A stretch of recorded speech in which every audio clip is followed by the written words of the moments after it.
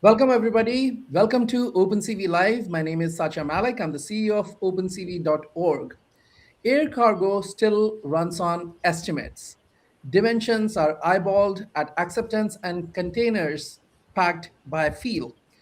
Suraj Nair, founder of Singapore-based Speedcargo, joins OpenCV Live today to show how 3D computer vision, optimization algorithms, and gantry robotics replace the guesswork with measured cargo data.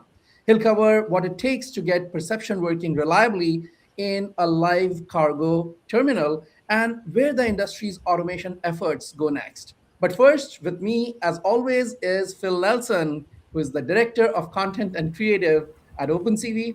He produces the show, and if anything goes wrong, it's his fault. Good morning, Phil. Indeed. Good morning, Satya. Good morning to everybody out there.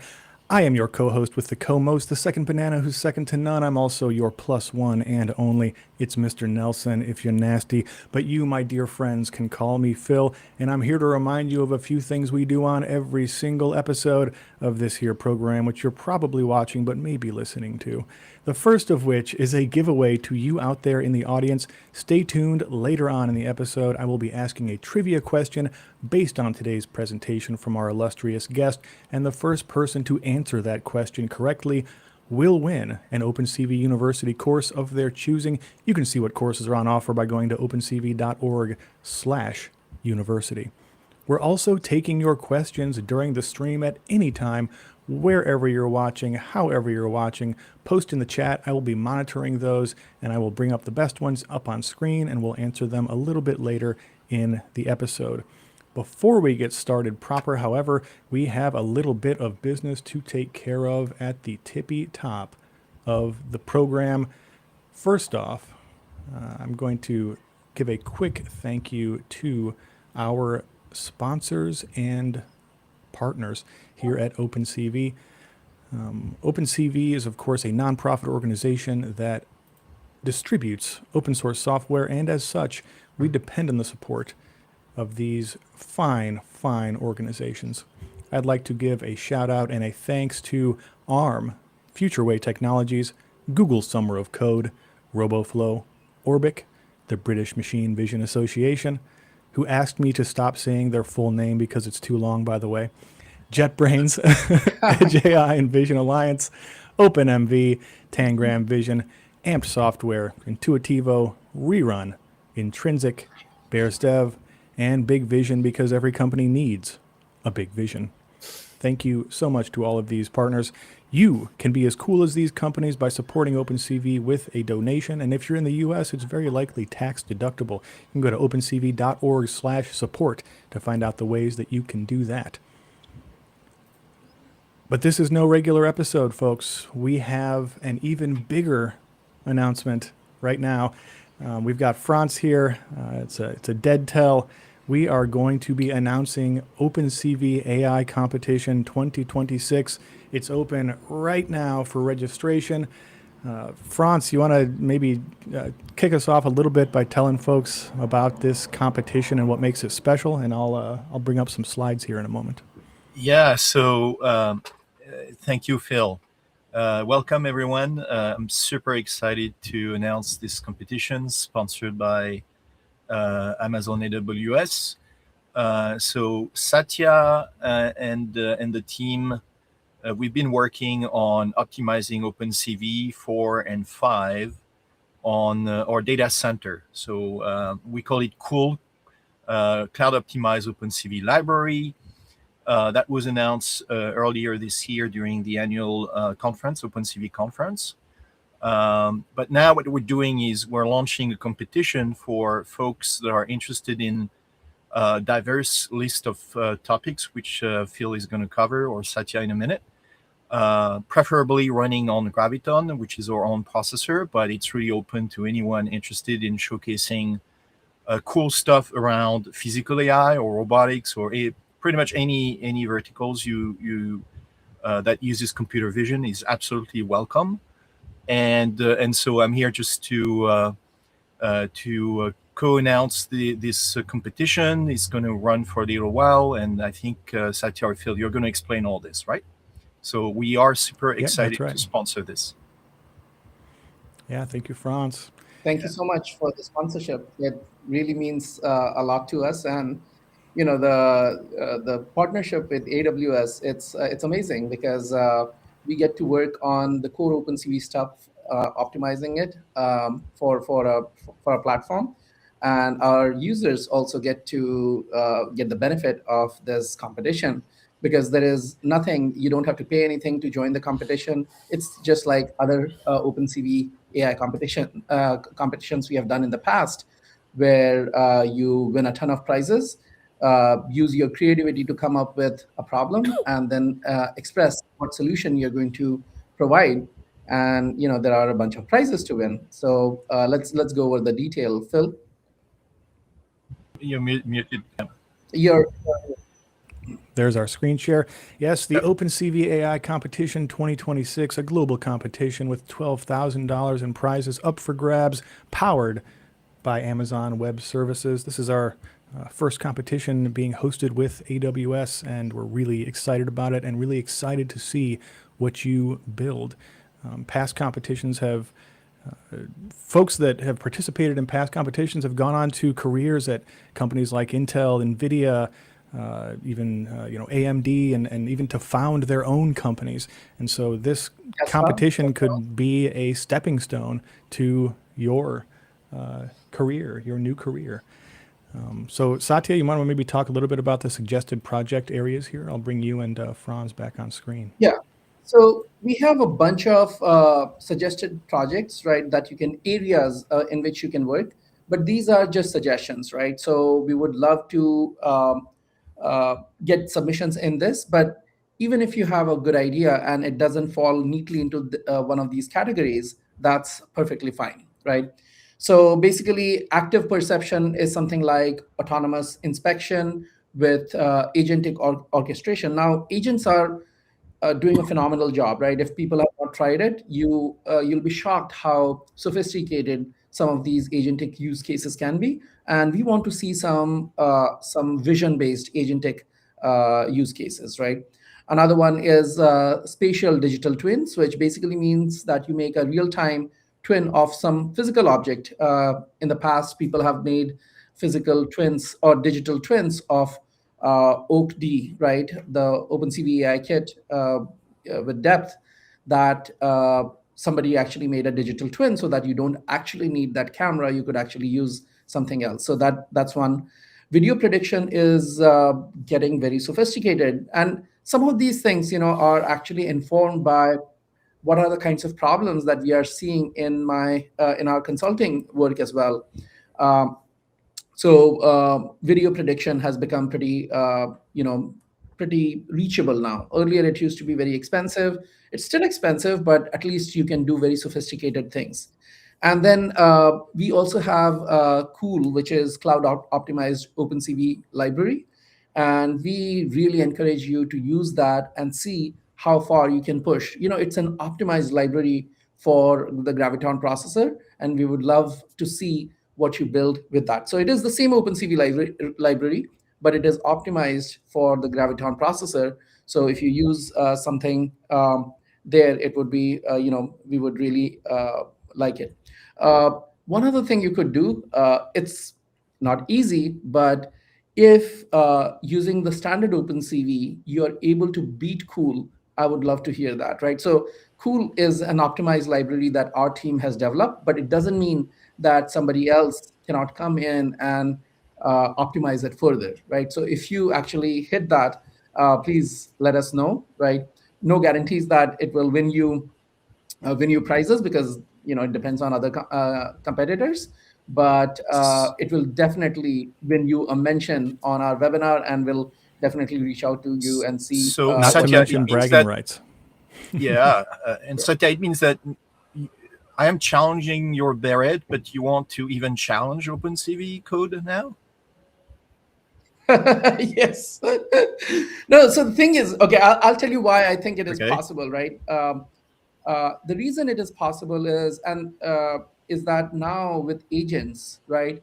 If you build a sophisticated agent, it can look for optimizations, right? And we are doing it ourselves also. We are using agents to Yeah. optimize these, and we actually talk to um, uh, an engineer from AWS whose job is to do these kinds of optimizations, right? For actually, the background was high frequency trading, and they run these agents to figure out what are the little pieces you can do, test it out, and then if it optimizes better than existing solution, keep it. And so every little thing you do, maybe just half a percentage point or even less, but over if you run these agents for a long time, you can get a lot of optimization, right? 10, 20, 30% better than what we have currently. It's possible if you orchestrate this properly.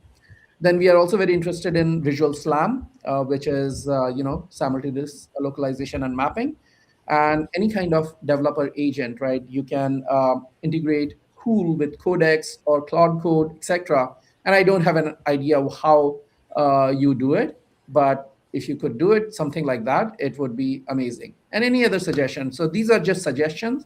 Um, the thing is that, and the reason we are putting it out there is that we know that when we get independent judges, they are biased towards some of these things already, right? Even though they are independent, the bias comes from what is in the air, right? What is cool today. Um, and so if you work in these areas, I think it will be very well received. Not that if you come up with your own, it will not be, right? We obviously could have easily missed some important things. So feel free to come up with your own topics. So these are just suggestions. Awesome. Yeah, definitely.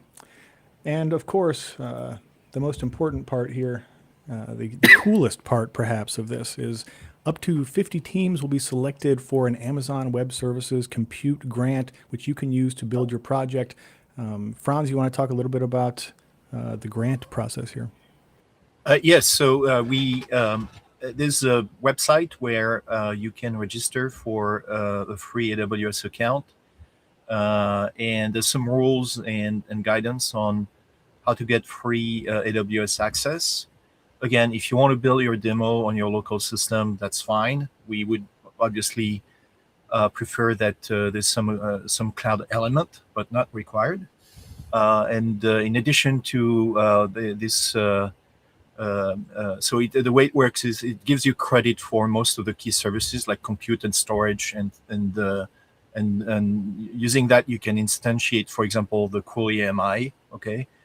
But in addition to that, there's the grand prize, right? So is that the next slide? You read my mind. Okay. We're going to talk a little bit about the prizes. The second most important part of the competition here, aside from your ideas, are the grand prize. We've got $5,000 on the line in the grand prize, $3,000 for second place, $2,000 for third place, and this year there are two special categories that we will be recognizing projects that are exemplary in, which is Best Use of Cloud Optimized OpenCV Library and the Agentic Vision Award, each of which are $1,000 prizes. And importantly, you can win a grand prize, second place, third place, and also win Best Use of Cool, and also win the Agentic Vision Award if your project is selected for all those things. AWS is going to get broke. Yeah, they really, they're searching through the couch cushions to find this 12 grand. I know. But okay. Those are our prizes. I know that these are a lot of folks out there. This for a lot of folks out there, this is a serious amount of money that can, really improve your life. But also, the bragging rights are very important here on OpenCV AI competition. And we'll do PR. We'll do announcement. Absolutely. Yeah, and the winners will be featured on OpenCV live stream here. We'll talk with the grand prize winners about how they built their projects, and it's a great way to get exposure. It's a great way to put your name out there and show people what you can do in this absurdly competitive field of computer vision and AI today. Right. And there are so many different winners of the competition who have ended up going to good places that they really dream jobs, right? For example, Paula Ramos, who won one of the sections of the competition, she got at Intel. She's from Colombia, and she went to Intel and that the competition was a big Mm-hmm. part of it. And now she's Again, at NVIDIA. we Yeah. yeah, she's at Hola, NVIDIA, amiga, if you're and there watching. are Go ahead, Satya. I was saying that there are several examples like this. Andy Mm-hmm. Gellan, he was a mechanical engineer who was switching into computer vision right at that time. This was COVID time, and he did not have any background in computer vision. He taught himself through OpenCV University courses, but also this competition was very useful for him because it pushed him to build an autonomous car. Like, this is not obviously a 3-month project, so the car could come to him. It was almost like a summon, right? So it would come to him in a parking lot. So people build amazing things during these projects, and he got a job offer from Mm-hmm. Tesla within a few Yeah. months.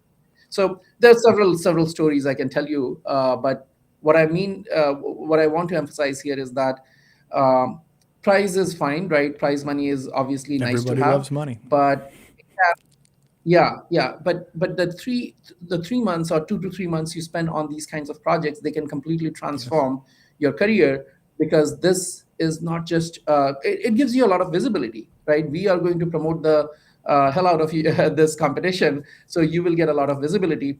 One other example that comes to mind is um, one of the first competition actually we did was for blind Yeah, assistance. This project was featured in the Wall that's Street right. Journal, Mahendran. right? So for people who do not know, in the US it is one of the top newspapers, and this project was featured in Yeah, that that's right. competition. And yeah, assistive devices are always a big topic in these competitions, and it's so cool to see the things that people come up with there.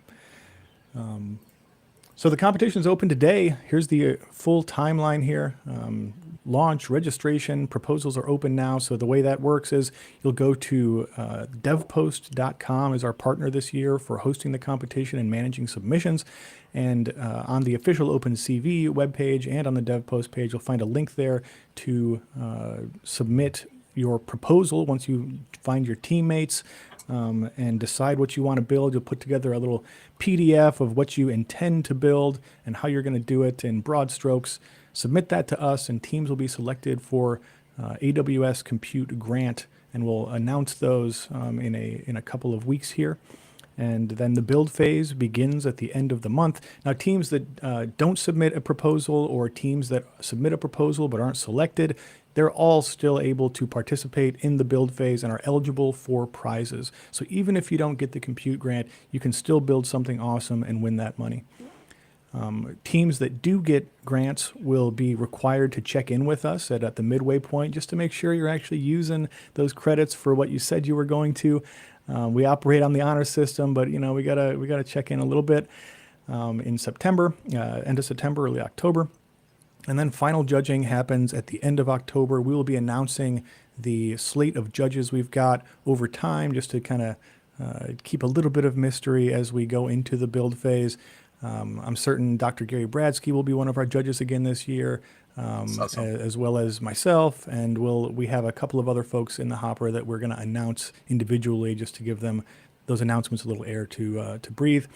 And then the winners will be announced on November 10th right here on OpenCV live stream. It's going to be really fun. These competition announcement live streams that we've done in the past are really exciting because the teams get in the chat and they're kind of anxious and waiting. And if I recall correctly, on the first one we did of those, I announced the incorrect third place winner, which I'll never forget. I will never forgive myself, and I think about it every single time we go live on OpenCV Live to this day. It was like 5 years ago. But that's the official timeline here. All these deadlines are at 11:59 p.m. Pacific time zone, unless stated otherwise, which is not. We will let you know if any changes need to happen to these schedules. Sometimes it does. That's life is messy and complicated, but we think we've built a good timeline for you folks here. And of course, you can address any questions or comments to competition@opencv.org by email, and we highly encourage you to join the official OpenCV community Slack server. You can find that link on opencv.org. I'll also drop it in the show notes for this episode, and it's on the official OpenCV AI competition webpage. That will be the best place to find teammates, to join a team, etc., and maybe post about some of your ideas about what you think would be good projects to build here. We've got one Awesome. more here. And So yeah, please go ahead, scan that QR code and participate. You can find all of the full details on the official OpenCV webpage for this, as well as on the devpost.com page. Form a team, join the competition, build something you can be proud of, win some money, win some bragging rights, and also join us here on OpenCV Live to talk about how you won our competition. Any last thoughts about the competition, Franz? yeah, may the best idea win, but also super important, have fun. Okay. Yeah. Yeah, and we've talked about this before, but one of the important things about these competitions for especially for like students or people that are early in their career is the experience of doing it. Working together with other folks in a team to build something on a deadline, a real deadline that has import to it, is an extravagantly useful thing for your future career. Just having that experience of doing the build is something that is useful and valuable. And even if you don't win anything, that experience will help you as you move through your career and your life. Any other thoughts, Satya, before we move on to our presentation? Well, I know this will come up. Somebody's going to ask, can I use AI to write the Yes. code? Be my guest, right? 100%. Yeah. Yeah. We don't need organic, hand-coded, gluten-free code. But you do at least have to be able to tell us how it works.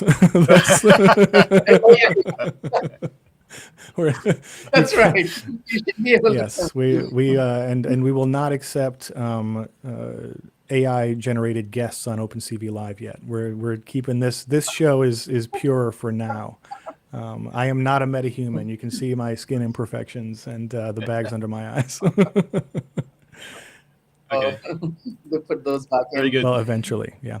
But yes, thank you, Franz. Thanks. We'll Yeah. happy trails. Have a great vacation, dude. Oh, thank you. Yeah, I need that. You definitely do. Thank you. All right. Bye. Adios. Yep. Okay. So that's the OpenCV AI competition. It is extant. It is live right now, and we're happy to welcome our actual guest for this episode, Suraj. Thank you for your patience, my friend. We kind of sprung this competition thing on him at the last minute here, and we took a little bit longer than we expected, but we're really excited to see your presentation. This is something that I have absolutely no insight into whatsoever, air freight cargo, and it seems like, I mean, every time I'm at the airport and I'm looking out the window, I'm like, how the hell are they doing this? Like there's just these pallets, and there's guys running around throwing stuff, and forklifts and containers and all this stuff. So we're really excited for your presentation, Suraj. You want to go ahead and introduce yourself briefly, and then you can share your screen. Sure. And we'll kick off the presentation. Hey, thanks Satya and Phil for having me today. It's an honor because I've been an OpenCV user since 2006, so 20 years. And it's still doing the magic for us, right? So none Very of our kind of code you. will compile without linking to the SO files, right? So my name is Suraj. For everybody who else is joining, I'm the founder and CEO of Speedcargo.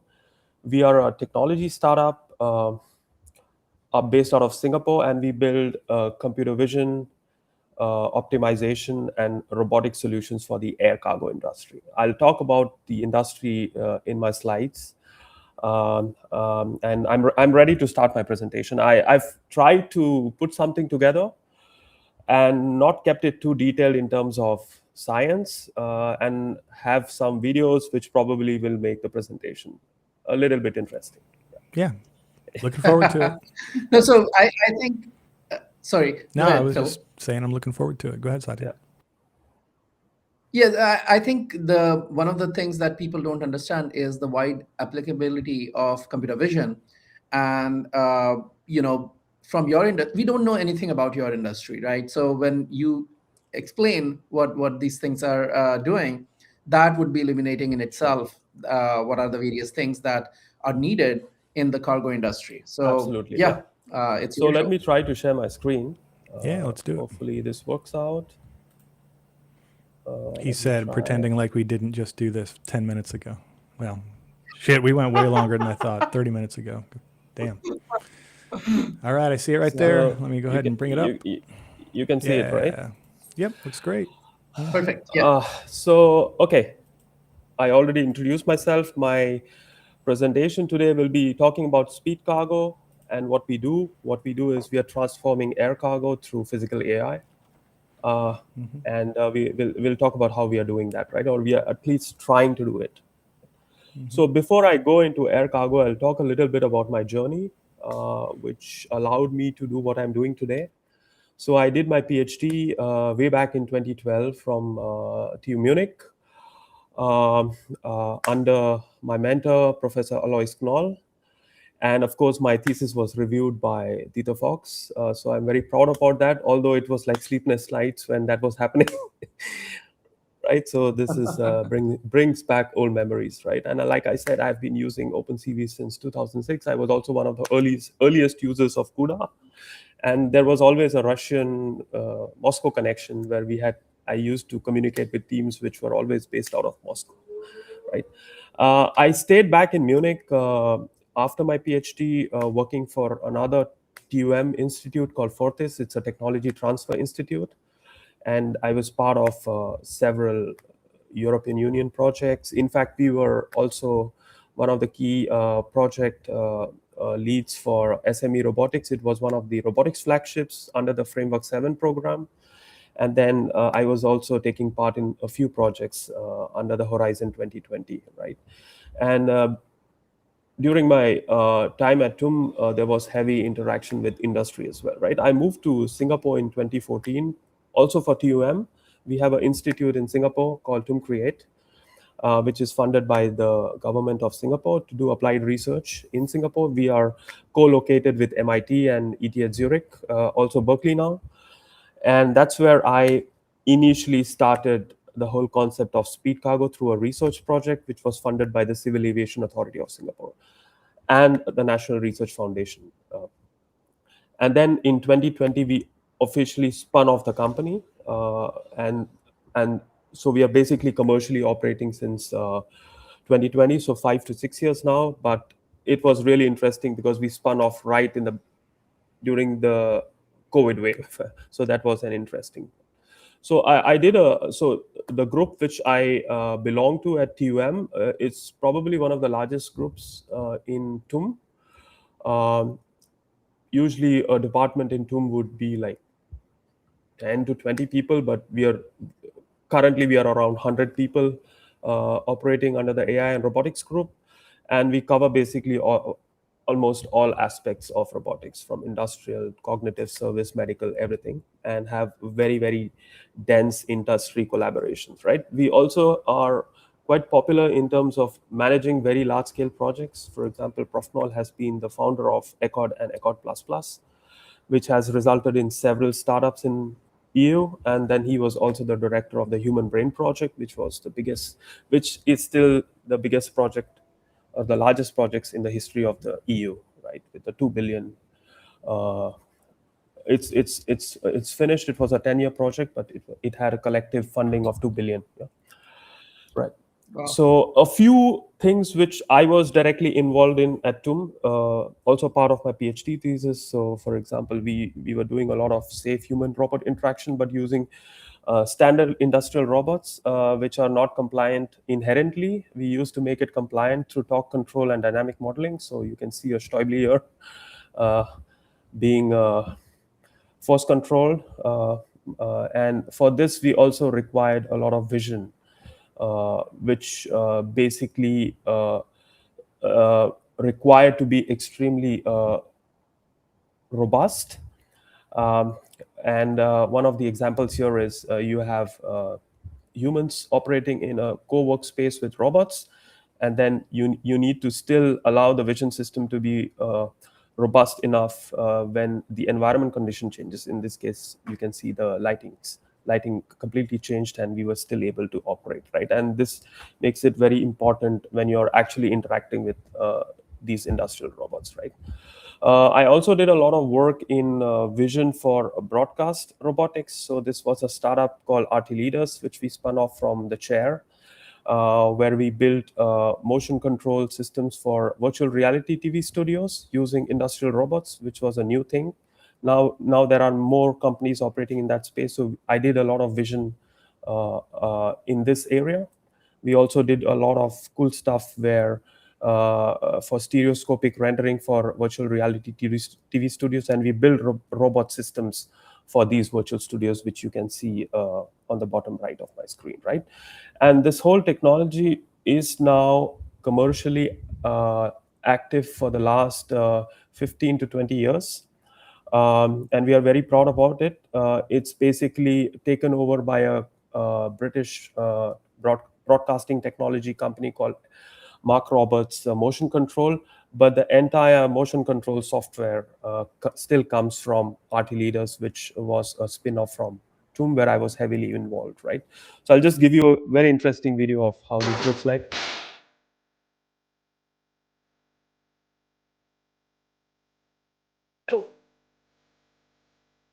I know I've heard this stock music before. I know it.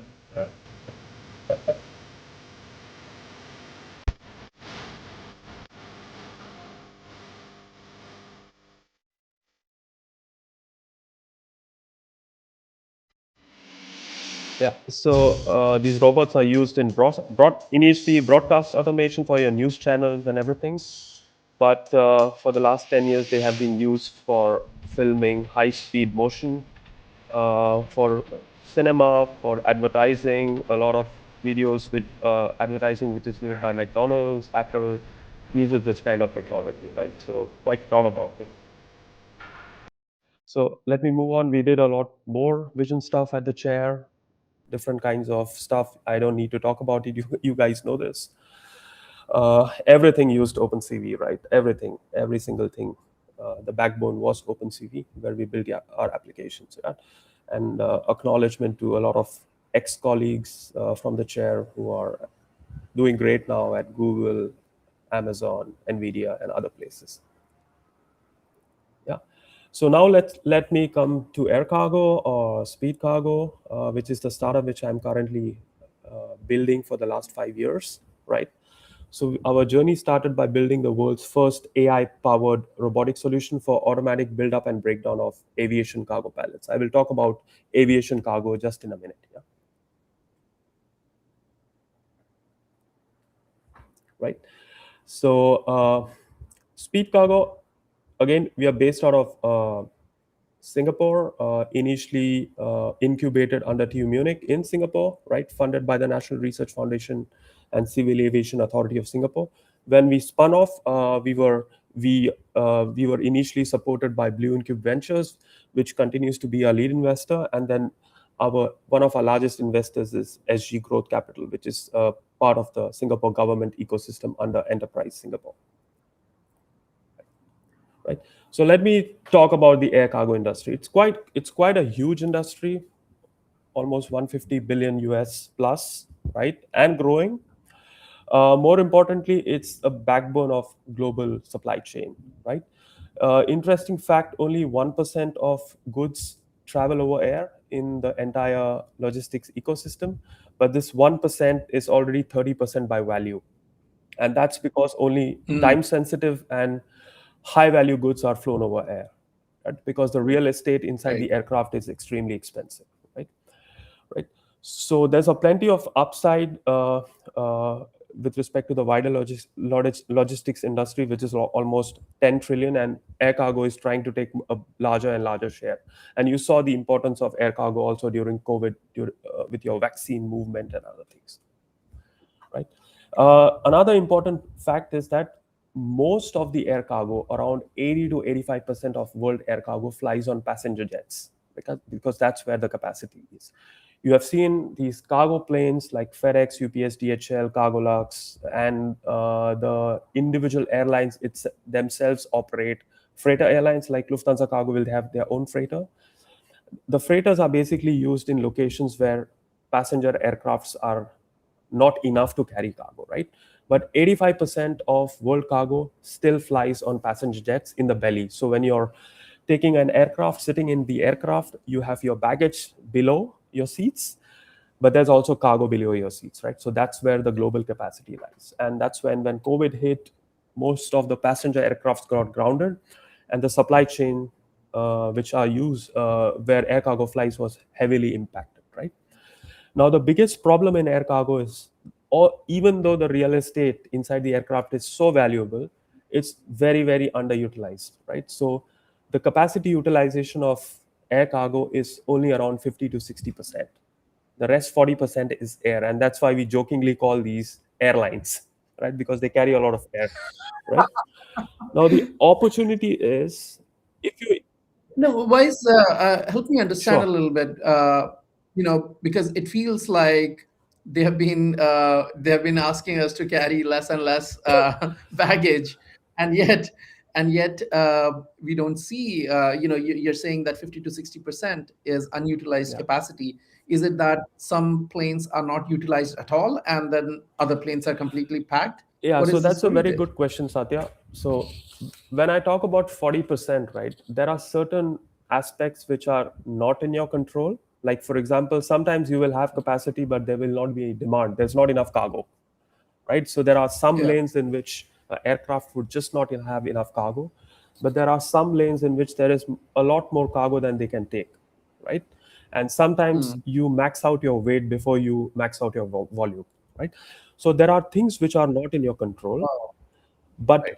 we've done experiments, like official on the ground live experiments with multiple large airlines, and we've seen that out of the 40%, there is still 20 to 25% which is in your control, but you're not able to optimize because there's not enough data. Things are very manual, and it's a very complex Mm. 3D optimization problem which humans cannot comprehend, right? So the way they solve it is they basically convert the 3D problem into a 1D problem, and then they do rudimentary arithmetic to see how things could fit. And then they know that these Yeah. are approximations, so they work with a lot of buffers, right? So if you assume that I have a pallet with 10 cubic meter capacity, I will only assume I have 8, right? So Mm. this is how things starts, right? But the opportunity is, if you increase the capacity by even 1%, you're adding $1 billion to the bottom line of airlines Wow. annually, right? So that's the opportunity. And what we have seen is that you have an opportunity to optimize up to 20%. So Mm. it's really a large piece of value you could create for the airlines if you're able to optimize. But of course, it's not very easy to do that because it's a very fragmented supply chain, Yeah. right? So 100% of cargo build-up operations worldwide are done by hand. It doesn't matter how advanced the country or the airport is, right? No robots, no AI, no optimization. Just people, muscle, and, like you said, guesswork, right? Hmm. On a $150 billion industry. And the people who are actually making the most important decisions for optimizing are probably the lowest paid in the supply chain, Right. right? So they are the people who are driving your forklifts and the blue collar, sometimes even like outsourced staff, right? Yeah. Right? And that's exactly right. Fragmented value chain. You have freight forwarders, airlines, ground handlers, and they are linked through they are linked, but the links are always broken or incomplete, right? So that's where, even if they optimize, they are basically optimizing within their own island for themselves, right? So this is a larger problem in the industry, right? More importantly, the humans who know how to do this are retiring. Even the guys who are actually doing the optimization We're Yeah. require losing the five recipes, as you say. yeah 5 to 6 years to get trained to a decent planner, right? And these guys are getting old and they are getting out of the system, and the young folks really don't want to do this kind of work, right? So that's exactly where the industry is moving towards, in terms of bringing technology like ours to to eventually digitalize the way they actually are working, right? So Right. that's where we come in. Let me give you a small glimpse of how air cargo looks like. So you have these cargo planes, and then you might have seen out of the window that they're pushing these containers and pallets in, right? So this is how cargo flies. It's still a little bit old school, not like the containers you see in the shipping industry. You still have these pallets on which cargo is built, wrapped, netted, and then shoved into these aircrafts, right? This is how a pallet building exercise looks like. This is still a very fancy looking warehouses, but trust me, most of the warehouses are really, really donkey years old. Right? But having said that, what they do on a daily basis runs the world, right? Yeah. Because all your microchips, your live organs, your jet engines, your human remains, your batteries, all these things are what air cargo moves on a daily basis. Your Hello Kitty tchotchkes from Amazon, all that stuff. Absolutely, yeah. Well, that is still the low value part of that's e-commerce. But when you the value actually comes from freight, where most of your industrial supplies move. Right. Right. So at a Speedcargo, what we do is we give cargo a brain, eyes, and hands. Right. AI, computer vision, and robotics. Right. And that's where we say that we are truly working in the physical AI domain, although the word was just popularized Recently. not really, yeah, recently, right? It's Physical right. AI, So embodied AI. There's some competing terms out there. Yeah. No, I think what happened was that the robotics guys, they thought that, oh, we are being left out of this AI revolution. We need yeah, to associate ourselves with AI. So physical AI, right? yeah, true. Robotics has always been a multidisciplinary thing, and Absolutely, AI, absolutely. right? It's been a component of it. I mean, all intelligence in a robot is AI, Yeah, right? It's a new term, yeah, like just like deep learning, right? When neural networks became very uncool, yeah, true, Jeffrey Hinton and others, they started calling it deep learning so that they could true, get funding, right? And true, it's a perfectly valid strategy. true. And we try to always coin it as IA, as intelligent algorithms, rather than Very AI. nice. Very nice. I like Because that. that's I what like it that. is, right? At the end of the day. Yeah. Yeah. So the way we built our stack was, of course, looking at the problem as a perception problem, because you need to see if you need to plan, and then plan the cargo in a very dense manner, and then manipulate the cargo using sophisticated robots, right? So that's how we build the technology. And currently we are preparing the industry for robotics by basically proliferating our perception and planning solutions, right? So we are laying the plumbing for robotics to be ready for this kind of domain, right? And we do have a vision of the future of how air cargo terminals should look like. I'll end with that, right? So when it comes to our product or solution stack, we have a product called Amplify. So we have a base optimization engine which is called Cargo Mind. Although there is the word cargo, it's a very abstract 3D optimization engine which doesn't even know the concept of cargo. It's basically geometrical spatial optimization, right? And what we do there is, yes, AI, but we do AI on the periphery. But what we are actually doing is we are solving nonlinear multi-constraint optimization problems in the field of combinatorics and computational geometry, right? And it's NP hard, and it is not something you can use LLM or deep learning or machine learning to solve. So it's bread and butter mathematics, right? So this optimization engine allows us to do the optimization for airlines and ground handlers, right, in the air cargo supply chain. So we have a solution called Amplify, which helps airlines optimize their booking process so that they can take more cargo than what they are taking in today and pack it in the existing capacity they have, right? And this is a system which works in the virtual space where you work with declared information which comes from the freight forwarders or people who are booking space with the airline, right?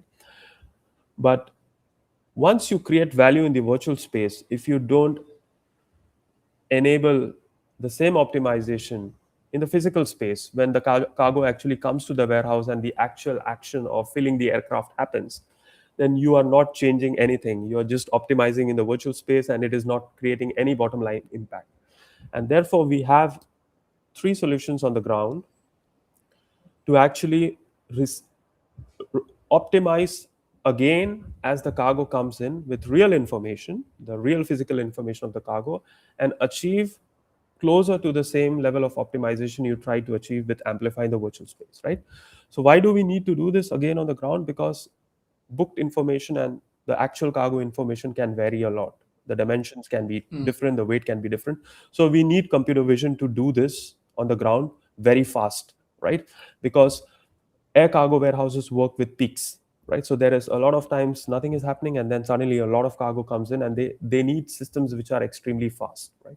So that is what Cargo Eye does. I will talk about Cargo Eye later. And once you have the physical information of incoming cargo, you already start optimizing pallet by pallet by pallet, and then you execute a machine to build it. And that's where our automation comes in, which is the industry is not yet ready for, and therefore we have an interim solution where we have an handheld system which gives very intuitive step-by-step instructions for a human to build a computer-generated pallet, and that is the assemble builder, right? So this is how it. So Yeah, I go back. Yeah. if you go back to the previous slide, I just want to make sure that we fully understand. So in the digital space, using Amplify, you're basically allowing companies or the airlines to optimize, right, how much cargo it can take. Earlier, it might be thinking that it can take, let's say, 100 units, right? But now it can say that 120 units can actually be done if you optimize it properly, right? Based on Precisely, yes. Yeah. okay, but then that's not sufficient because that information is noisy. So at the location, you actually want to measure Yeah. and know for sure that you can actually do the 120, Yeah. right? So you enable that. And finally, maybe these things are pretty complicated, like the things need to move in certain ways so that it fits properly, right? Absolutely. If you give it to a human, they will just get confused because there are so many things to move in the right place, right? Precisely. It is not like I have this box and everything will go exactly as is, right? Precisely.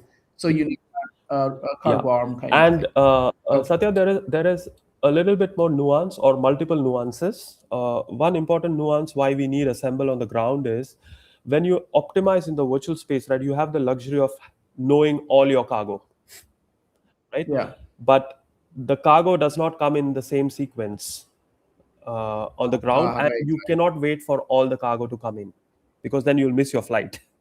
You don't have enough. Right. So Okay. you need to That's a very so you need to start optimizing. So you will never reach that global optimization which Amplify achieved for you.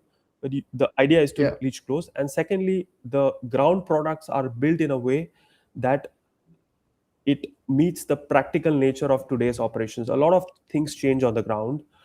A lot of times they need the system to be flexible. So we've learned 5-6 years on the ground on how to build these things so that they actually work. So one example, you have a nicely planned palette by the computer. If you ask the person, if you're dictating the person to follow every single step, right, the person slows down or gets cognitively overloaded, right? So we've built the product such that the human can still control the system and say, okay, you showed me a digitally planned palette. You know what, I know I can reproduce that. I don't want to do step by step. I'll just do it myself, right? So there are a lot of so there is a variable level of autonomy in the system where the human can always come in, or sometimes the human can also come in to change something to make it even better because they have a lot of intrinsic know-how, right? So that's how. Right. So there is a lot of industrial engineering gone into making the things work, because initially we were trying to be too prescriptive to the people on the ground, and it used to fail, right? So Right. but when the robot comes in, of course the human is no more in the loop, only to basically supervise, and then you can really map the digitally created palette to reality using robots. Yeah, so that's the future. Nice. So this is how typically the deployments look like. We do computer vision to estimate the physical nature of the cargo, but we also do a few things using deep learning on top.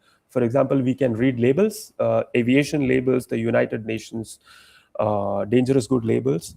We can also detect the packaging material, because these data points are important for optimization and also for handling when we decide which gripper to use for what kind of package, right? So that becomes handy. And this is how the optimization solution from an artistic point of view looks like, right? In terms of right? And this is how the robotic solution looks like, right? Where we are lifting anything from 1 kilos to a ton, right? And in robotics, after 30 kilos, physics becomes exponentially hard. And here we are lifting extremely expensive cargo. So the manipulation, the grasping and the placement in extremely uncertain environment becomes the most important challenge for us, where we do need to rely a lot on vision guided open loop control. Right. So this speed cargo actually builds the hardware also, Okay, the one that we good are looking question. at. I will talk about it later, but we are 100% software company. We do build hardware. We can Okay. so, for example, in this demonstrator, you see that all the grippers, the application, the tool changing system was done by us, but we don't do the Yep. robot. We have a partner based out of Yep. Switzerland. The name of the company is Goodle. They are the world's largest robot manufacturer for large scale robotics. So, Hmm. so they are in every car manufacturing plant in the world. 8 out of 10 cars, which is are pressed by the press automation system, robotic system. So Goodle is the world leader in linear motion, gantry robotics, and anything which comes to heavy lifting. So they are our partner for several years through the TUM collaboration. Yeah. Right. So the areas of technology we've been working on for mission critical software and hardware development in air cargo environment, we touch advanced computer vision. We do contextualized AI for air cargo complexity. This is where the mathematics comes in.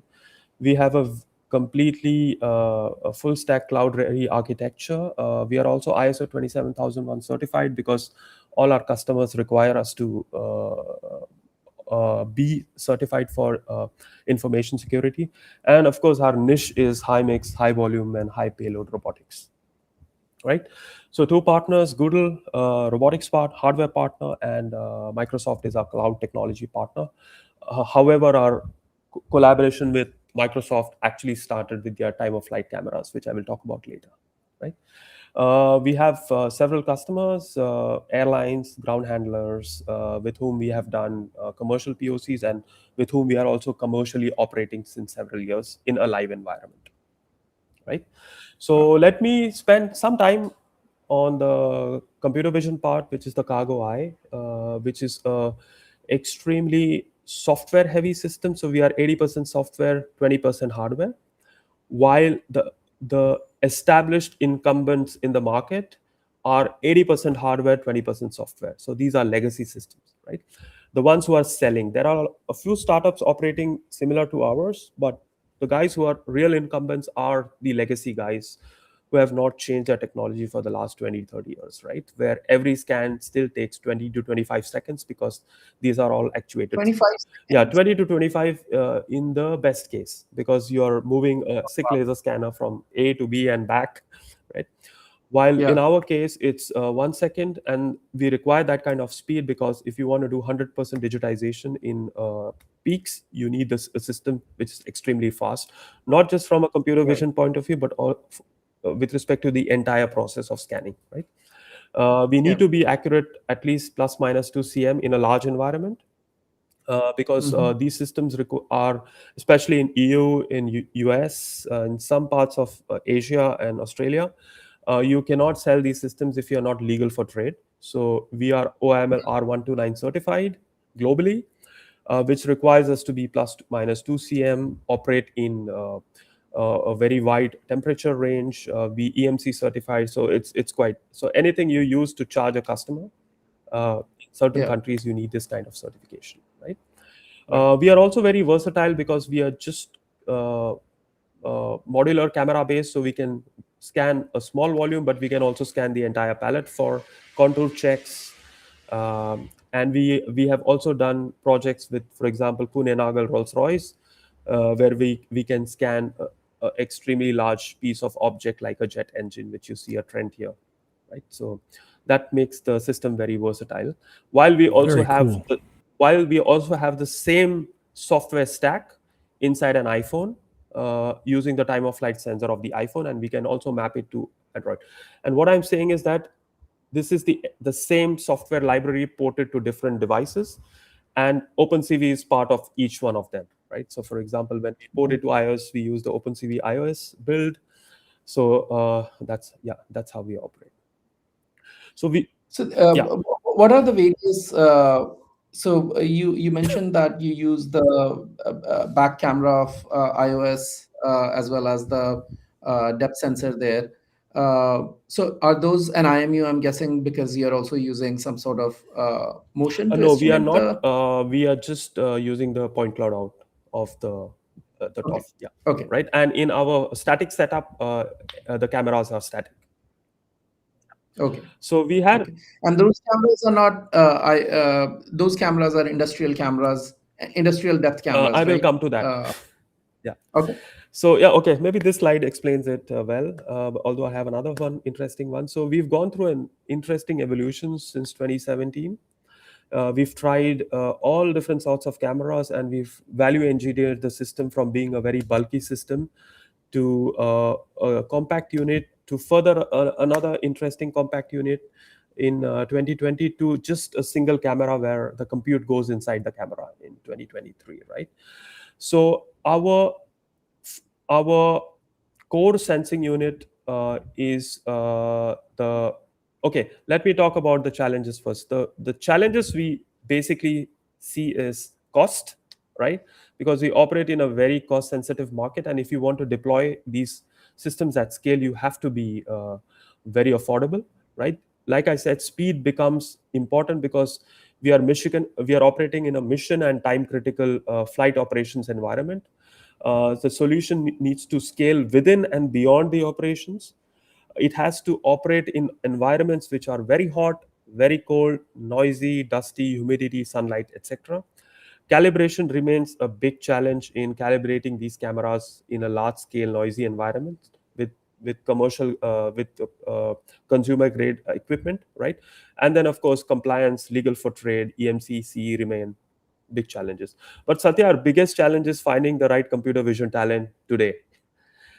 Yeah, that's Yeah, that's yeah, always a challenge. because By the way, calibration. We have one of our members, Mhm. Tangram Vision. They have excellent calibration solutions that you may want to look into it. We can make Sure, introductions sure, also, absolutely. but Yeah, so we yeah, have also developed our own techniques based on the know-how we have on the ground. I also saw that OpenCV 5 has done some extra work in the calibration part as well, so looking forward to look into it. But when I say computer vision talent, we really operate in the signal processing space, right? We need talent which right, improves the noise of cameras, which the manufacturer cannot do anything about, right? It's really low level right, bread and butter computer vision. So yeah, that's where we see most of the talent fluctuating towards machine learning, deep learning. deep learning and and things. Yeah, yeah, so that remains still a challenge for us, right? Yeah. So talking about the sensor, we have tested almost all TOF sensors in the market for a very long time, and the Azure Kinect still outperforms every sensor out there in the market when it comes to the environment in which we operate, indoors but very very noisy environment. It is just a very good sensor when it comes to multipath reflections and other kind of heavy noise elements, which a lot of other industrial sensors, which are like 10 times more expensive, are not able to solve for us, right? So there is an interesting journey because initially uh, we were using the Kinect version 2 sensor, which was time of flight. And then Microsoft discontinued this sensor in 2016-17. We were very, very yeah, stressed about it. We tried the Basler camera, which you see on the left, was not really great. yeah, Um and then suddenly in 2018, Microsoft announced that, hey, they are bringing back the Kinect, and this time it's for industrial use. But there was no other yeah, information. There was just a white paper with nothing, right? No timeline, nothing. And I did some research. I found another research paper connected to this, and I found the author, and it was somebody in MIT who had spun off a company called Canesta, which Microsoft had acquired. And yeah, I had a common connection with this person, and it was a very big professor from Berkeley. Actually, his name is Professor Alberto Sangiovanni Vincentelli. He's the founder of Cadence, by the way. So I know Uh-huh. Alberto very well. Even today, he's a good friend. So I asked Alberto, "Hey, Alberto, do you know this guy?"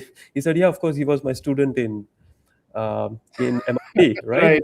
So I Right. Alberto connected with Cyrus, and then we got connected with the Silicon team of Microsoft in Fremont, in California, and they told us about they're working on this sensor. They don't have a timeline yet, but they have a lab equipment, and they send this to us in 2018, and that's the one you see here, right? Oh, With nice. massive NDAs and everything, and we tested it for them. We gave them a lot of data from real world, and then Yeah. we got a lot of early information on when the Azure Connect will be launched, and even we got very early access to the Azure Connect before even if it was in the market, right? So that's how our journey started with Microsoft, and then they onboarded us as partners to their cloud program, so they continue to remain partner. But then they again discontinued the Azure Connect and licensed the technology to Orbec, which Yeah. then launched the Femto Mega, where the compute went inside, which was great for us.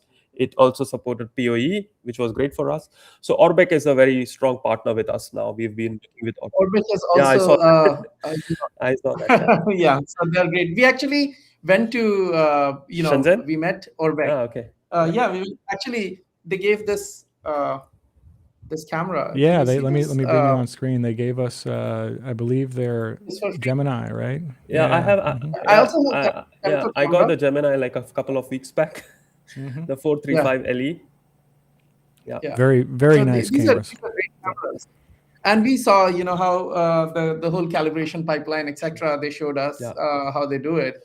So Yeah, it's I have nice. almost a weekly complaining channel to them in terms. I give them a lot of debugging information about the cameras. So the Femto Yeah. Mega also has an industrial version, Satya, which we were planning to move to, but apparently they are discontinuing it. So that's why I'm Okay. testing out the Gemini. The Gemini is pretty good at close range, but when it comes to long range, nothing beats the Microsoft chip so far. Right. So yeah. So let's see how it goes. And the headache for us is if we change the camera, we have to recertify. Yeah, Oh, right, that's very right. So it expensive is. and it's very Time painful. consuming. Yeah. Yeah.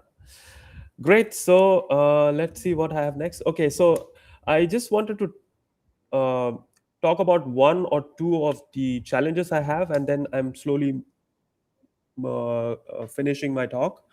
So I'll always like to talk about student work. So I had a great chap working for me last year. I'm currently trying to work with him to get him a PhD position at TUM under Prof. Noll. So Shanbing, I brought on board. He's part of the NUS Maritime Robotics team. They also work a lot with Osama Khatib, so you can see him in the picture. And he's an often visitor to Singapore and NUS, right? So Shanbing actually worked with me for two things. One is to get rid of or try to reduce a very specific noise pattern we see in the Orbec time of flight cameras, although they are the best, but we still see and it impacts our accuracy. And one of the calibration challenges, which I will talk about, right? So one of the things we noticed in the TOF camera from Orbec was boundary noise. So when you look at an object from one side, right, on the far end, where the camera cannot see anymore because there is nothing to see, you start seeing these bending effects, right? If you see on the right of my screen. And when you have four Yeah. cameras, each camera produces its own bending effect, and you see this nice spiky hair pattern around the box. Yeah, Right. and it doesn't happen all the time, but it does happen frequently, right? And this sets us off by a few centimeters in terms of accuracy, which we cannot afford, right? Right. So this was something, again, you need somebody who can work low level computer vision with PCL, Yeah. with OpenCV, and improve the algorithms, because yeah, we also worked a lot. Yeah. I spent a lot of time with Orbec on this, and they said they cannot do anything about it. You will have to do it yourself, right? Oh, wow. Right. So Right. we Right. so it's also a hard problem because the cargo is very, very diverse, and it comes with a lot of different packaging material, plastic, odd shaped, right? Makes the problem very hard, right? Yeah. But we did manage to develop techniques. I'm not going too much into detail. We did manage to develop techniques to identify this pattern and then basically remove this kind of noise as much as possible. And we were able to improve the accuracy in terms of the height measurement on this level. And of course, it increased our processing time from around 1.5 to 2.66 seconds. But again, this is on very, very generous hardware without any GPU. So the speed problem can always be addressed, right? So you can see in real world data, you can see the points on the right are the boundary noises. And since we can color them, that means we can detect it, right? That's why we are able to color and we can remove those. So this was pretty good work by Shanbing, which is now in our production system, deployed everywhere. Right? The second important problem is calibration, right? So now, for example, you can see I want to build a 3D map of this pallet, and I have a industrial robot with a 0.01 millimeter repeatability. So I don't have a calibration problem, right? So fantastic. I can create thousands or infinite number of camera points, and I can just generate this, right? But this is not the luxury I have in the real setup, right? I have static cameras, noisy environment, right? The cameras are still consumer grade cameras, which allow us to operate at that cost, right? So calibration becomes a challenge. And currently we operate with a box like this. And we also do a lot of additional work on top of OpenCV to improve the point cloud alignment in these large workspaces, right? And it is working pretty well for us, right? But at the same time, right, if you look how we have value engineered the system, right, our systems have gone from being very bulky to just 4 cameras and a small computer, right? So it's miniaturized, but we still need to send a big box because of the calibration box to a customer. So that's a hindrance. But at the same time, when you saw a setup like the Rolls-Royce scanning, right, where the cameras are like 7-8 meters away, you can't use such a box because it's not visible anymore, right? And it's not practical to make a very big box. So I work together with Shanbing to create a system which works where you don't need a calibration object at all, and you use the natural surroundings and cargo itself to basically calibrate. So for example, here you can see a good calibration and bad calibration, poor calibrated box. And here you can see an object-free calibration where we look at a screen, we just ask the customer to bring any kind of cargo which is already existing in the warehouse, and we use these natural features to try to get to alignment which allows us to operate with 2 centimeter accuracy, right? And that alignment is not out of the box you can get from PCL or OpenCV. So we use PCL and OpenCV a lot, and then we innovate on top of it to get ourselves to that kind of accuracy we need at that large scale, right? So for example, you see here, this is a completely aligned point cloud without any calibration from 4 cameras, right? Just using the ground and existing cargo in the warehouse, which is not a problem, right? So this is basically 2 of the several computer vision problems we have on a daily basis, and we solve them as we go. So it and like I say, we do bread and butter computer vision, where OpenCV is basically the workhorse foundation for us. Right. So I just have 1 or 2 more slides, but my next slide is basically showing what we do in terms of technology for air cargo. It's a video which shows all the different kinds of things we are doing in computer vision, optimization, and robotics. And after that, I will end this presentation.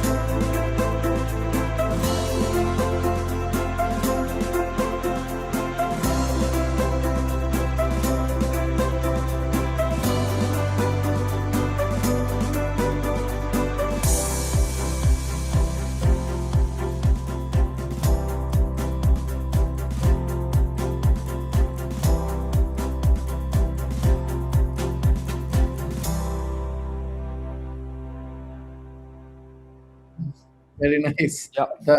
The egg demo was pretty nice. Yeah, and Yeah. that's real, huh? So there's nothing fake about it.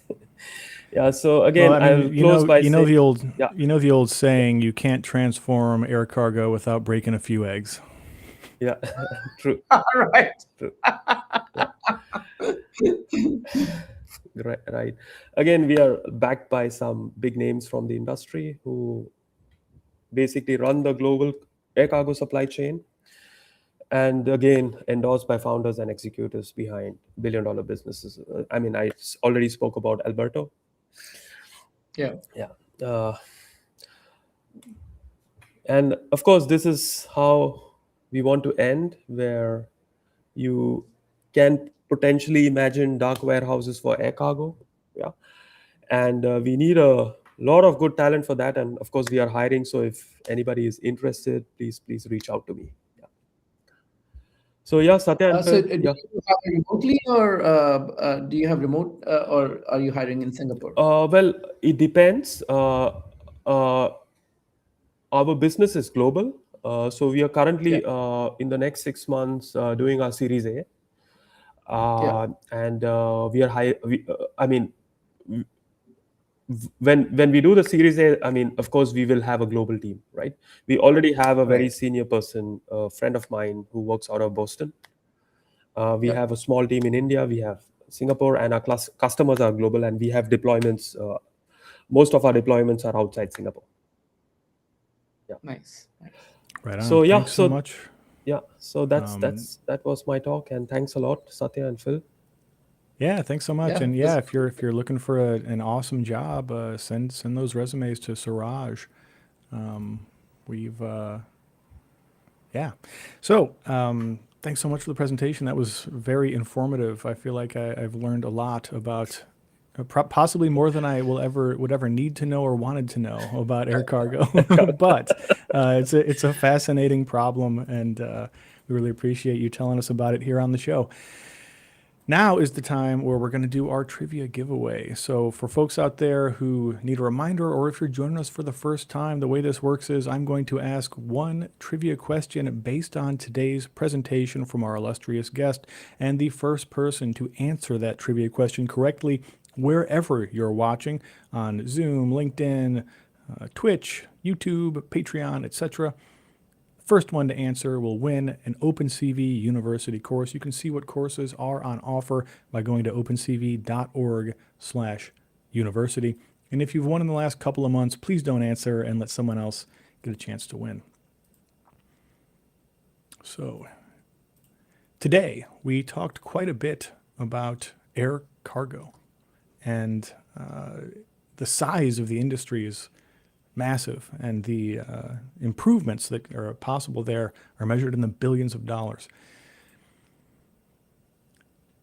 In billions of dollars, how large is the airline cargo industry? How many billions of dollars go through the airline cargo industry every year? Answer in the chat. Answer in the chat for a free OpenCV University course. And of course, we've already got an answer. Ebby over, I think Ebby on Zoom just barely beat James with the answer, which was $150 billion. $150 billion, estimated at up to $300 billion by 2030. Congratulations, Ebby. Please send one email to me. That's phil@opencv.org with the name of the course you would like. And once again, you can see what courses are on offer by going to opencv.org/university. Email me, phil@opencv.org. Now let's take some questions, shall we? Go Yeah, ahead, I Satya. remember, Urbek is our partner, actually the executive from Microsoft who made this deal happen, Amit Banerjee. I know him very well. Okay, me too. Yeah. Yes. So Amit was, Shout out to Amit. he was always talking about the, this box problem, right? The estimating the size of the box. And now I know where it is coming from, right? Definitely he was thinking about you guys when he was talking about this problem. Yeah, and Amit was at Microsoft before, so I know him from the Microsoft days, and he also was one of the guys who transitioned the cameras to Orbeck. Yeah, Exactly. I'm still in touch with him. Yeah. Yeah. Yeah, right on. Yeah, I saw Amit maybe a few months ago, I believe. Yeah. So we're gonna take some questions now. We got a couple of questions from the audience here. Let me go ahead and grab one of those. So Erkan on Zoom says, it seems like this is an important universal problem and also valid for land and sea transportation. Why have you chosen to target air cargo specifically? Well, this is the most common question we get all the time. And like I said, the problem we are trying, the way we try to solve the problem is quite abstract, where we don't care about the domain, we just care about the geometry. But when you look at it commercially, right, the res- air cargo is the most expensive mode of transportation, and that's where the value of optimization is the largest, right? So if you look at sea, right, and even road, most of these containers and trucks are not completely packed. Most of the containers which go on the ship are 50% empty, Oh, wow. but they can afford to be 50% empty because the the cost of space inside a truck or a ship is not as valuable as air cargo, right?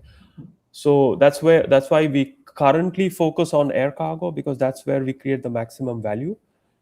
The second reason is just because of our journey. We started off as a project for air cargo, so we understand the air cargo industry extremely well and extremely in detail. So when we sit across the sea level, people from a big airline or big ground handler, they do take us seriously, right? So although we are very confident that our technology can create value in other domains, it is not really a lift and shift. You really need to understand that domain because it comes with its own set of challenges, right? Right.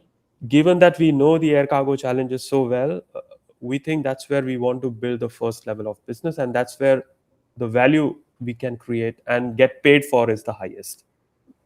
Yeah. Yeah. Yeah, why And not go for the biggest fish in the sea? You know, it's Yeah. or the biggest bird in the air, as it were. Yeah. right. Yeah, and it's very important to understand the industry. You cannot even talk their vocabulary, right? You would be Yeah. using a wrong language Yeah. while talking to these executives, and that will give it away, right? That Yeah, will, you don't want to come Yeah. off as some kind of filthy casual. You know, you gotta understand the lingo. It's important. True. True. We've got another question here from Jose over on LinkedIn, who asks, says, "Hello guys, what kind of intelligent algorithms are you using for planning? And are you using PDDL, which is, for folks who don't know, Planning Domain Definition Language, which is a sort of language for AI to describe automated planning and scheduling and things like that?" No. So the kind of planning we do is more spatial planning. So if I try to be a bit more formal, it is a very well defined problem in combinatorics, and this is called the 3D bin packing problem, where you try to fit smaller objects into larger spaces, right? So that you try to pack as many small objects into larger spaces. So the class of problem is 3D bin packing, which is an NP hard, of course, NP hard problem. So we solve 3D bin packing for air cargo, which means we are playing this game of 3D Tetris, which is NP hard. But the the degree of NP hardness is much more for us because we are not just solving for geometrical constraints, we are also solving for operating constraints of the industry, the commercial constraints of the industry, the regulatory constraints of the industry. For example, if I can't just put a box somewhere because it's the best place to put there to get a dense pallet, if it's a dangerous good, I have very specific rules from United Nations on how I can pack a dangerous good, how I can pack another dangerous good next to one dangerous good. So this makes the optimization problem extremely hard because a lot of these constraints are orthogonal, right. right? Uh, yeah, so so the class of problem we are basically solving is 3D bin packing, and it is not AI planning in terms of defining actors and actions here. Yeah, that makes sense. Very interesting. I've got a couple more questions here. One from Svati on Zoom, who asks, how do you handle calibration drift in production? This is a big problem with any time you're using a Yeah, I mean, camera. yeah. So this is genuinely so if you see those cameras on the ceiling, right, with those bars, they seem very sturdy, but if you look closely during the operations, right, they could vibrate because you're moving extremely heavy stuff in the warehouse, Yeah. dropping stuff. So vibrations are a problem. Fortunately, they don't give us that much trouble because we still operate within a tolerance of 2 cm, right? But yes, we have regulatory processes to check the calibration on, like, every 3 months we need to do a calibration and a resealing of the equipment as per the legal norms, and that's where the calibration check and the calibration recheck happens. We also have built in automation where we can just throw in the calibration box and the system can tell you if it has lost calibration, right? Right. So this is the way we basically detect if there is any drift. Does it happen every day? The auto No, calibration no, no, based no, on no. no. I mean, if you ask me, we calibrate every 3 months because of SOPs. Yeah. But to be honest, we don't need to, Okay. unless, I mean, we have had instances where a forklift has hit the camera or hit the bar, and then we have to recalibrate. Right. But typically, it is not that bad. Okay. Yeah. That's interesting. Even for that level of accuracy, you need to Yeah, some. it's not that bad. It's not that bad. And then the way we develop the structure is also quite rigid. Yeah. Okay, thank you for that. We've got a couple more questions here. Tiana on Zoom asks, does your algorithm take into account fragility? So we saw the kind of egg demo there, but when you're Yeah. stacking these boxes, how do you figure out, can we actually, what's the crush weight of these things? Yeah, That's so all interesting. those things are intrinsically built into the core of the algorithm, where we call them as physics constraints, where we take into account stackability, tiltability, and a lot of this data comes from the customers. Like, okay, this box is not stackable, but again, there are a lot of nuances, right? Every box which comes into the air cargo warehouse has a "do not stack" sticker, but that does not mean that you cannot stack. You can obviously stack. It's more of a suggestion than a Yeah, hard rule. but the actual boxes which are not "do not stack," the customer has to pay more. Yeah. But then there is also sometimes the customer has paid, but they still stack because that's how the operations, because they think it's still safe, right? Right. Then there is a complexity on how much can you stack on a box, right? It depends again on the packaging material. Sometimes you can have a light 50 kilo wooden box, which can easily take 200 kilos of box on top of it, right? So the optimizer takes all these things into account to keep the center of gravity as low and center as possible. Interesting. Yeah, that makes sense. It seems, I mean, yeah, the more we learn is there's so many more levels of complexity to this problem than maybe would be obvious to a layman. Yeah, Yeah. and Yeah. the But operating constraint, I'll give you, if you're interested, I'll give you a very interesting use. I mean, the operating constraints are like unlimited, and every time it changes for different use.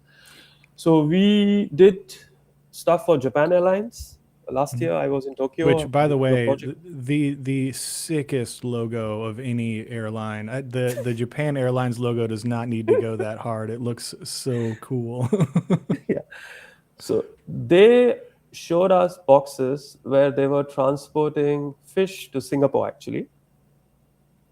And they told us that, look, these are these long fish boxes with live fish inside, and that is a AVI label, which is live animals. Okay. And they said that these boxes, the longer side of the box should not be in the direction of travel. oh, It always has to be orthogonal. So if the aircraft is flying like this, the box has to be like this. We said, why? Why?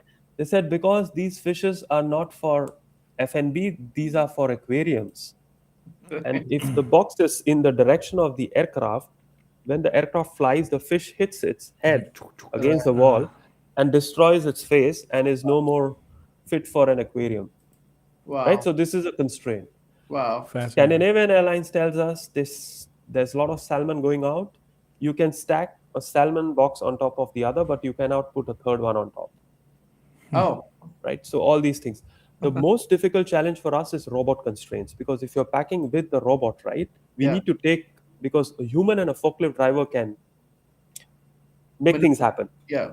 But when a robot comes, that's where we have to be much more Right. complex in terms of optimization. And also, we work with multiple tools, right? We have 3 different grippers which handle 80 to 90% of the cargo which we see in the market, right? Now, you also don't want to do too many tool changes, Yeah. because that slows down your process time. So we need to have this trade-off on how do you still manage to get a high yield pallet while keeping the process time. And then again, yield is different for different customers at different point of time. Sometimes it can be more profit, sometimes it could be speed. So this is really a multi-constraint optimization problem.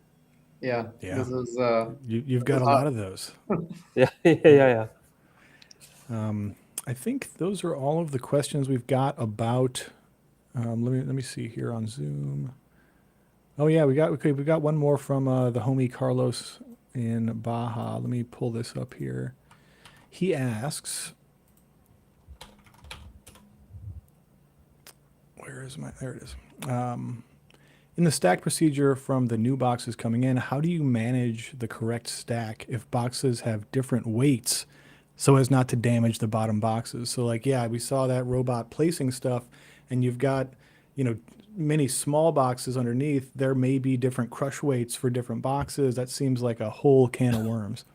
Yeah, so this is again taken care of. If a box has been placed down and cannot take a heavier box on top, then the planner will not plan a heavier box on top. So these things are Part of taken care of.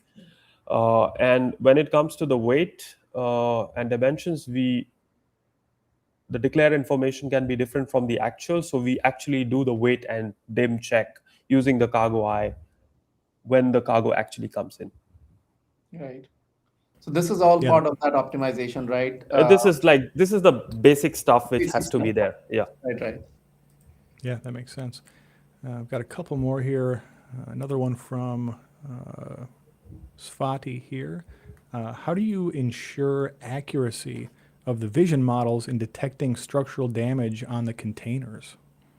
We don't do that. Okay, good answer. Yeah. Sometimes it's best to just let it be someone else's problem. We've got those are all the questions here. Yeah, thanks. But I mean, thanks. just to add to what, there's one thing which we do is we have also the cargo eye configuration at a larger scale to check built up pallets, because if you look at freighter aircrafts, like I said, most of the cargo flies on passenger jets in the belly, but when you have freighters and the cargo goes on top, like a FedEx or whatever, right, Lufthansa cargo, the the ULDs are of different types in the aircraft, and as they take the shape of the fuselage, right, so they have to build the ULDs with specific contours to maximize the Oh, use, right? right, right. Now if now these contours are virtual unless they are containers, but Yeah. in normal cargo aircrafts they are not. They are built, right? So they again use some basic techniques to ensure that the cargo is not exceeding the contour. Right. But a lot of times they fail to estimate this right, and the ULD gets rejected at the aircraft, Hmm. right? This is a lot of cost, Yeah. Yeah, Yeah. operations something you cost for really the don't airline, want and to happen. also they face losses with the customer because the cargo is late.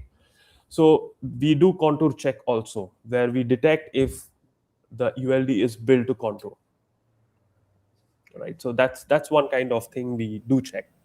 That makes sense. My colleague, an old coworker of mine, Dr. Dustin Freeman, and built an app back in my days at Occipital called Whatbox, which used the structure sensor iPad camera to you put your stuff in there and you scan it, and it'll tell you what size of like FedEx box you need to fit it all in there. And so Right, every time right. we talk about these kinds of problems, I always think of Dustin's project from, gosh, probably like 7 or 8 years ago now. So shout out to Dr. Freeman if he's watching out there.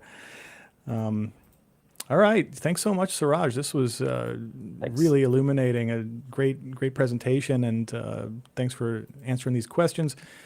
Satya, let's take the last few minutes here to talk a little bit more about OpenCV AI competition and remind people how they can join. Let me go ahead and share my screen once again.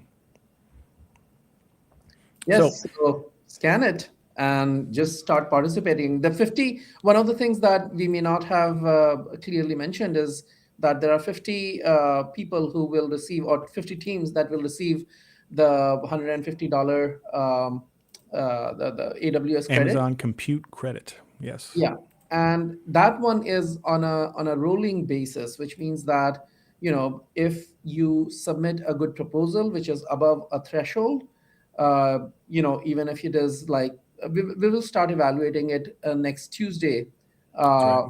and so if you work over the weekend and get it by next Tuesday, we'll start evaluating it, and it will be on a rolling basis, right? You don't have to be the best among all the participants, because we don't expect this is not a gating thing, right? It is not like 50 teams get selected first and then the remaining. It is just that as we find good teams, we will basically award them prize, the coupon. So yeah, that's right. Yeah, so please participate. It is going to be a great opportunity, and it can make your career if you win prizes, and if you do not win prizes, even then it will make you learn a lot within a very short period of time. These deadlines work wonders when you're completely focused on a deadline, trying to achieve something in a short period of time. So use this competition as that forcing function, which will help you advance. That's right. That's right. So yeah, scan that QR code. You can find all of the official information right there on the OpenCV website. Submit your proposal once you got one. Register over on DevPost, which is our official platform this year for the competition, and build something awesome. We're really looking forward to see what you all do with that. So Satya, you want to go ahead and bring us home here? Yeah, thank you, Suraj, so much. This was very illuminating, right? The problems that you guys are solving. It's great to hear about these problems, because we don't get a chance to talk about these specialized industries where such important problems are being solved. So thank you so much. Thank you for having me. Yeah. Thank you, Phil, for organizing the show, and our audience, thank you so much for being here. I know we went over a little bit, but we always do. You can watch the recording if you could not, be on this for the entire time. Thank you so much. Yeah, that's right. Thanks everybody for joining us. Thank you for your comments and your questions. And as Satya said, you can find the recording of this episode on our official YouTube channel or on the OpenCV Patreon account. You can go to patreon.com/OpenCV, pledge $7 a month, and you will get DRM-free downloads of every episode of OpenCV Live, including this one that you can watch at your leisure on whatever thing you want. Add it to your Plex server. Skip those YouTube ads by supporting OpenCV on Patreon. And please join the OpenCV competition. We're really excited about it, and we hope you're excited too. Before we go out today, I just want to give a happy trails to Boyd Philip Perkins. My great uncle Phil, I'm actually named after him, and he gave me my first computer when I was a kid. I had an old Apple II laser clone, which is how I learned to program. It's how I learned to use computers. This was, of course, the days before the mouse was even super common. It was not required on a lot of machines. And he passed away this week, but surrounded by loved ones and family. And he was a great guy who we're all going to miss, but I'm very proud to have his name, and I hope that I can carry on his legacy of being a cool uncle. Take care of yourselves out there, folks. Take care of somebody else if you can, and have a great day wherever you may be. Adios.